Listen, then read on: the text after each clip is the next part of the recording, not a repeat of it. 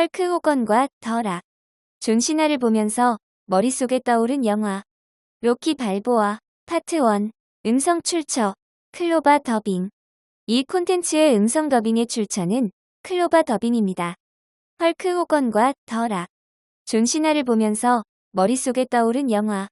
로키 발보아 파트 1 2010년대로 접어든 현 시점에 WWE 프로레슬링 팬들에게 초미의 관심사로 떠오른 최대의 이슈라 하면 뭐니뭐니 해도 더 락 대 존 시나의 세대 간 격돌을 가장 먼저 떠올릴 수 있을 것입니다.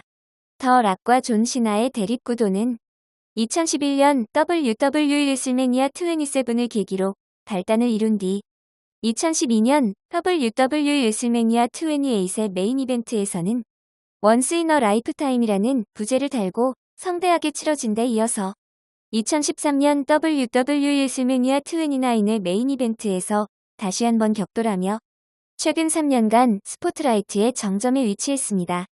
2000년대 이후에 WWE에서는 과거의 위대한 업적을 달성했던 레슬러들이 레전드라는 수식어와 함께 등장해서 팬들과 업계 관계자들의 존경이 가득 담긴 스포트라이트를 받으며 무대를 장식하는 모습들을 종종 볼 수 있었고, 과거의 전설적인 선수와 현 시대의 강자로 떠오른 선수들이 세대 간의 격돌을 펼치는 드림매치, 꿈의 대결 열풍도 그 어느 때보다 뜨겁게 일었습니다.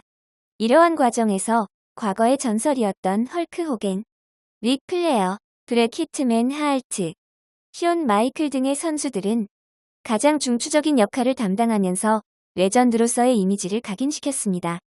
2000년대 이후에 펼쳐진 드림매치 중에서 가장 굵직굵직한 이슈들을 한번 살펴본다면 우선적으로는 2002년 WWE 레슬매니아 18에서 아이콘 대 아이콘이라는 부제를 달고 치러졌던 헐크 호겐 대 더 락이 세기의 대결을 가장 먼저 떠올릴 수 있을 것입니다. 그 외에도 2003년에는 더 락 대 골드버그의 격돌이 있었고, 2005년 WWE 선머슬램의 메인 이벤트에서는 레전드 대 아이콘이라는 부제를 달고 치러졌던 헐크 호겐 대 숀 마이클스의 격돌이 있었습니다. 2008년 WWE 레슬매니아 24에서는 릭 플레어의 은퇴 경기가 릭 플레어 대 숀 마이클스의 격돌로 치러졌고, 당시 숀 마이클스의 입모양을 통해서 I'm sorry, I love you, 미안합니다, 사랑합니다 라는 명대사가 탄생하기도 했습니다.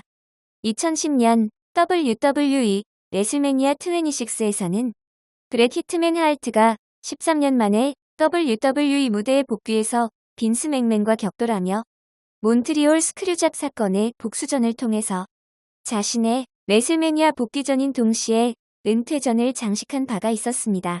이는 곧 WWE의 과거사 청산의 의미를 함께 지니고 있었습니다. 그러한 가운데 브렛 히트맨 하얼트와 숀 마이클스의 극적인 화해가 팬들과 업계 관계자들에게 감동을 선사하기도 했습니다. 2008년의 릭 플레어 은퇴전과 2010년의 과거사 청산 이슈는 특히 매니아층에게 더욱더 커다란 반향을 일으켰고, 이러한 과정에서 릭 플레어, 브렛 히트맨 하얼트, 숀 마이클스는 매니아층의 존경을 한몸에 받는 전설로서의 면모가 더욱 부각되었습니다. 한편 프로레슬링 매니아층과 비매니아층을 통틀어서 최대의 홍보 효과를 누렸던 핫 이슈로서는 2002년과 2012년에 10년의 간격을 두고 펼쳐졌던 헐크 호겐 대 더 락, 더 락 대 존 시나의 격돌이 가장 뜨거운 이슈로 떠올랐습니다. 이러한 대결은 과거의 전설이 현 시대의 최강자에게 시대의 횃불을 넘겨준다는 의미가 부여되면서 더욱 뜨거운 관심을 불러일으켰습니다. 당초 2002년의 아이콘 대 아이콘을 통해서 더 락이 헐크 호겐의 후계자로 떠올랐지만, 이후 더 락은 프로레슬링을 떠나서 할리우드에 진출하며 전업 영화배우의 길을 걷기 시작했습니다. 더 락이 떠난 이후에 WWE에서는 존 시나가 새로운 헐크 호겐의 후계자로 떠오르기 시작했습니다. 더 락과 마찬가지로 존 시나 역시 프로레슬러 겸 영화배우로서 만능 엔터테이너로서의 면모를 선보이면서 이들 두 선수는 비교 대상으로 종종 거론되기 시작했습니다. 그렇지만 이들의 맞대결이 실제로 WWE의 링 위에서 현실로 성사될 것이라고 예측한 이들은 많지 않았습니다. 그러던 중 2011년에 더 락은 무려 7년의 공백을 깨고 WWE 무대에 복귀하며 레슬매니아 27의 스페셜 호스트 직무를 수행하면서 존 시나와의 대립의 포문을 열었습니다.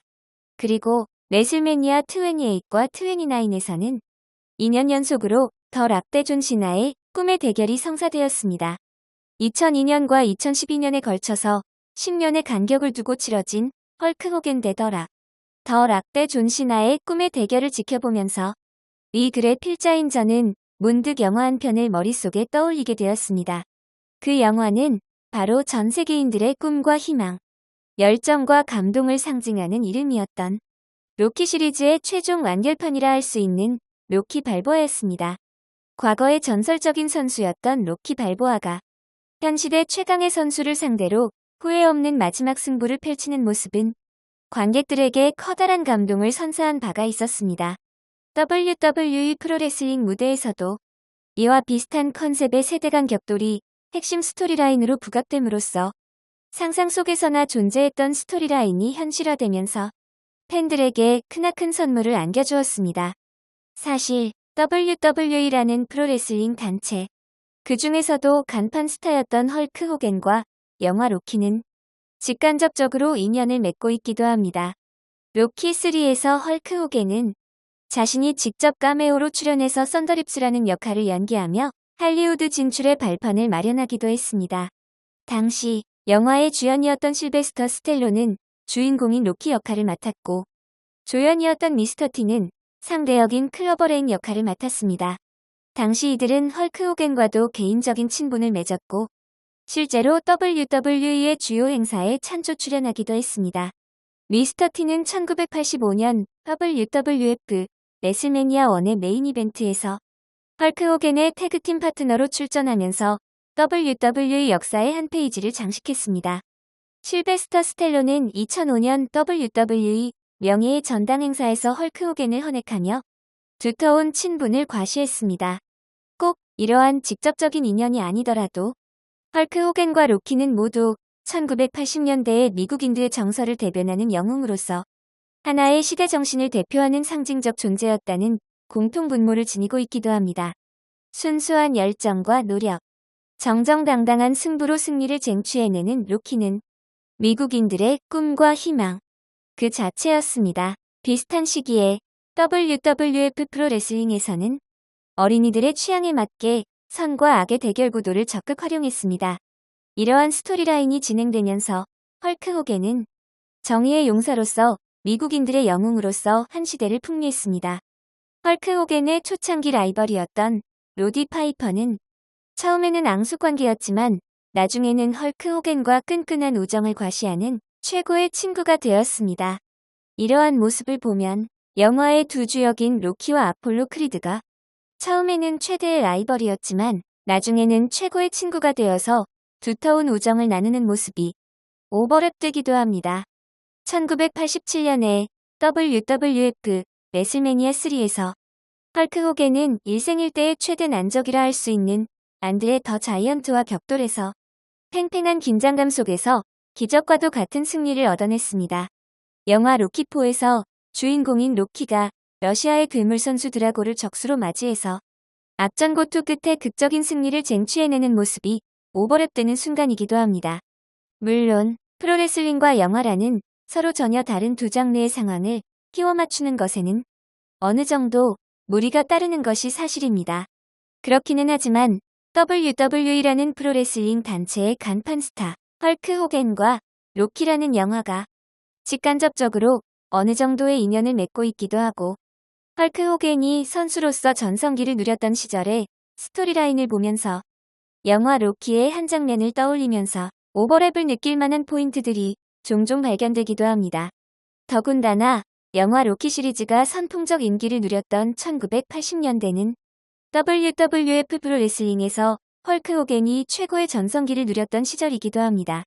이러한 연결고리들로 인해서 WWF 또는 헐크 호겐을 떠올리면서 한 번쯤은 로키라는 영화를 떠올리게 되는 것도 무리는 아닐 것입니다.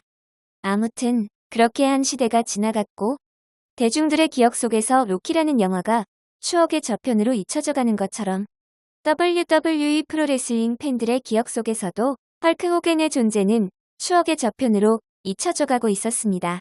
그러던 중 2007년에는 로키 시리즈의 제6탄이자 최종 완결판인 로키 발보아가 개봉되었습니다. 우리의 추억 속에 존재하는 1980년대와는 너무도 많은 것이 변한 시점에서 과거의 영웅이었던 로키는 현 시대의 최강자인 메이슨 딕슨을 상대로 후회 없는 마지막 일전을 준비하며 관객들에게 감동을 선사했습니다. 공교롭게도 WWE 프로레슬링에서도 2002년과 2012년의 10년 간격으로 과거의 영웅과 현 시대의 최강자가 격돌하는 스토리라인이 진행되었는데 2002년의 헐크 호겐과 2012년의 더 락의 모습을 보면서 이 글의 필자인 저의 머릿속에서는 영화에서의 로키의 모습이 오버랩되었습니다.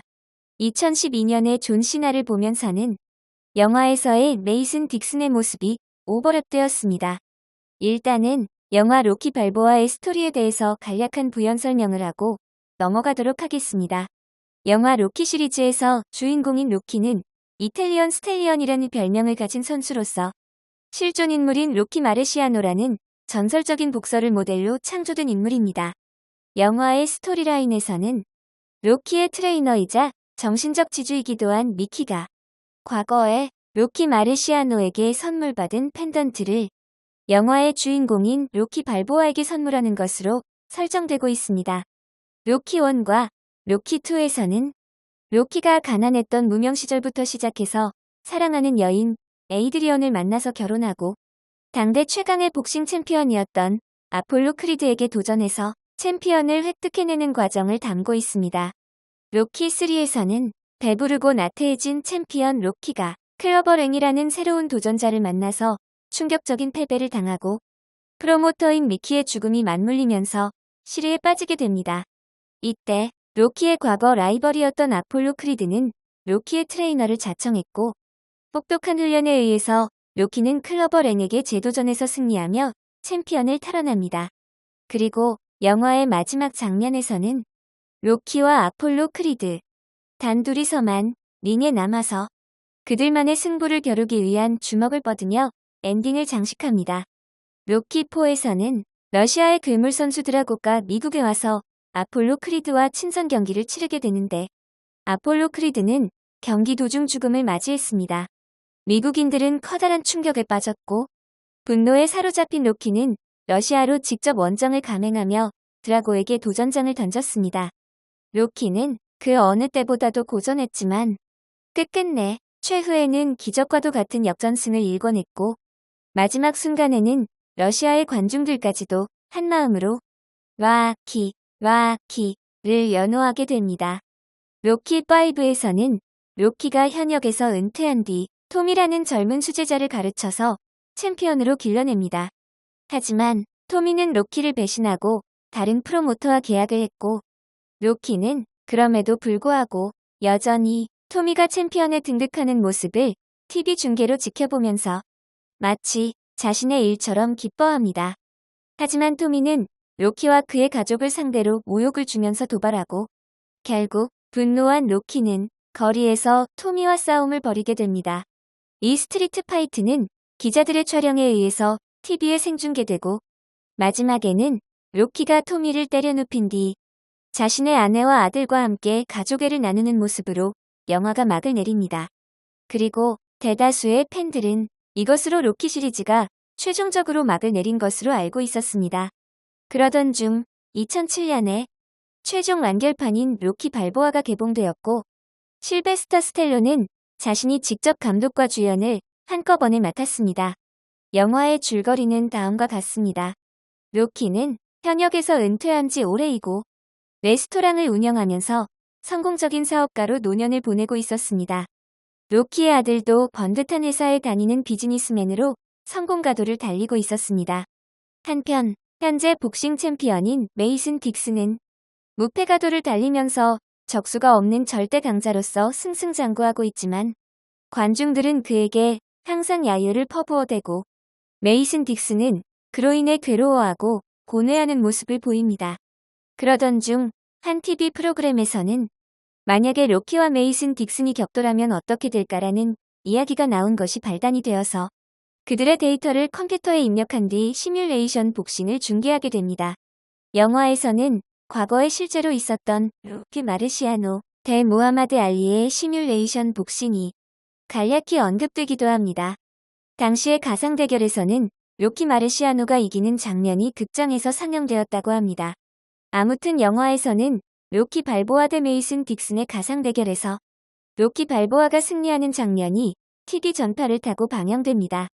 시청자들은 마치 실제로 로키가 이긴 것처럼 열광적으로 환호하는 모습을 보입니다. 시뮬레이션 복싱이 초대형 이슈가 되면서 한 TV 토크쇼에서는 패널들이 나와서 만약 로키와 메이슨 딕슨이 가상 대결이 아닌 실제 대결을 펼친다면 어떻게 될까라는 주제로 열띤 토론을 펼치게 됩니다. 그리고 대다수의 패널이 메이슨 딕슨의 압승을 예상했습니다. 영화의 주인공 로키는 우연히 TV를 보다가 이 부분에서 충격을 받게 됩니다. 한편 메이슨 딕슨의 프로모터 측에서는 로키 대 메이슨 딕슨의 스페셜 게임을 추진하게 됩니다. 메이슨 딕슨이 적수가 없는 최강자임에도 불구하고 야유가 끊이지 않는 상황에서 로키와의 스페셜 게임을 통해서 붐을 조성하고 이미지를 쇄신하기 위한 방편이었습니다. 로키는 고심 끝에 이 제안을 받아들이게 됩니다. 뭔가 말로 형용할 수 없는 아쉬움 내지 응어리 같은 것들을 최후의 일전을 통해서 후회 없이 다 발산해내겠다는 각오로 다시 몸을 만들기 시작합니다. 로키의 아들은 항상 아버지의 존재에 부담을 느끼며 아버지와의 관계가 소원해져 있었지만 로키의 트레이닝 과정에 아들도 함께 참여하게 되면서 아버지와 아들은 서로를 더 잘 이해하게 되고 더욱 끈끈한 부자지간이 됩니다. 한편 메이슨 딕슨은 인터뷰 도중에 한 기자가 인기 없는 챔피언이라는 표현을 사용한 질문을 던지자 발끈해서 폭발하는 모습을 보이기도 합니다. 로키와 메이슨 딕슨이 스페셜 게임을 치르는 장면은 영화의 클라이막스를 이루게 됩니다. 이때 링 아나운서는 우리들에게도 매우 친숙한 인물이 등장합니다. 과거에 WCW 프로레슬링의 링 아나운서로 인기를 누렸고 실제로 복싱 경기에 링 아나운서를 했던 경력도 있는 마이클 버퍼가 등장합니다. 그의 유명한 유행어인 렛츠 겟 레디 투 럼블을 영화를 통해서 접하게 되는 건 역시 색다른 볼거리와 재미를 선사하는 장면이기도 합니다. 로키의 등장음악은 우리의 추억 속에서도 너무나 익숙한 바로 그 음악이었고 메이슨 딕슨은 신세대답게 현대적인 힙합 음악과 함께 등장합니다. 경기 초반에 로키는 파이팅 넘치는 투지를 보여주며 메이슨 딕슨을 상대로 먼저 다운을 빼앗아내는 등 예상 외의 선전을 펼칩니다. 메이슨 딕슨은 당황하는 모습을 보이는 듯했지만 역시 현 시대 최강자답게 만만치 않은 강적임을 보여주고 이들은 치열한 접전을 벌이게 됩니다. 어느덧 관중들은 이들의 승부를 지켜보며 숙연한 감정을 느끼게 되고 로키와 메이슨 딕슨은 상대에 대한 존중과 존경을 담아서 진심으로 서로를 인정하는 모습을 보입니다. 결국 이 스페셜 게임의 승부는 메이슨 딕슨의 판정승으로 막을 내립니다. 이때 관중들은 메이슨 딕슨에게 처음으로 진심 어린 격려가 담긴 환호와 박수를 보냅니다. 그리고 로키는 더욱더 큰 존경과 박수 갈채를 한 몸에 받으며 인간 승리와 박수받는 패자의 면모를 보이며 퇴장합니다. 이로써 영화 로키 발보아는 대단원의 막을 내리게 되고 관객들은 한편으로는 옛 추억에 젖어서 또 한편으로는 현대화된 사회 속에서 다시 한번 로키의 끝없는 도전 정신을 되새기며 깊은 감동을 받게 됩니다. 영화는 이렇게 훈훈하게 마무리가 됩니다. WWE 프로레슬링에서도 과거의 전설과 현시대 최강자의 스페셜 게임을 통해서 현시대 최강자에게 힘을 실어주려는 시도가 몇 차례 있었습니다. 2002년에는 아이콘 대 아이콘이라는 부제를 달고 헐크 호겐 대 더 락의 꿈의 대결이 성사되었습니다. 이로부터 10년 후인 2012년에는 원스 인 어 라이프타임이라는 부제를 달고 더 락 대 존 시나의 꿈의 대결이 성사되었습니다. 더 락과 존 시나의 대립구도에 관한 스토리라인은 2011년에서 2013년에 걸쳐서 3년간 좀 더 디테일하게 진행이 되었습니다. 물론 프로레슬링과 영화라는 전혀 다른 두 장르의 상황을 끼워 맞춘다는 것이 어느 정도 무리수일 수 있다는 것은 여기서도 마찬가지이기는 합니다. 그러면서도 또 한편으로는 최근의 WWE 스토리라인을 지켜보면서 한 번쯤은 머릿속에서 로키 발보아의 한 장면을 떠올리고 오버랩을 시킬 만한 몇몇 관전 포인트들이 발견되기도 합니다. 로키 시리즈의 클래식이라 할 수 있는 1탄부터 5탄까지의 주인공 로키를 통해서는 헐크 호겐의 모습이 오버랩되고 맨 마지막 최종 완결판인 6탄에서의 로키 발보아를 보면서는 더 락의 모습도 약간은 오버랩되는 측면이 있습니다. 로키 시리즈의 제1탄은 1976년에 개봉되었고 제5탄은 1990년에 개봉되었습니다. 이 시기는 헐크 호겐이 프로레슬러로 데뷔한 이후 한창 전성기를 누리며 승승장구하던 시기와도 어느 정도 비슷하게 맞아떨어지는 편입니다.